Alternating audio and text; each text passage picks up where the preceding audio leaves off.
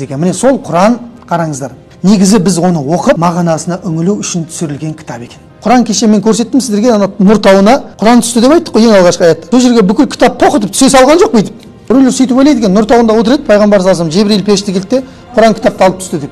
Жоқ, бұл кітап болып жазылған кезі бұл Абу Бәкірдің заманында жазылған. Пайғамбарымыз дүниеден өтіп кеткеннен кейін жазылған. Оған дейін пайғамбар саллаллаху алейхи вассалам ауызба-ауыз жаттапқан барлығына. Құран ең бірінші 5 аят түскен ана жерде.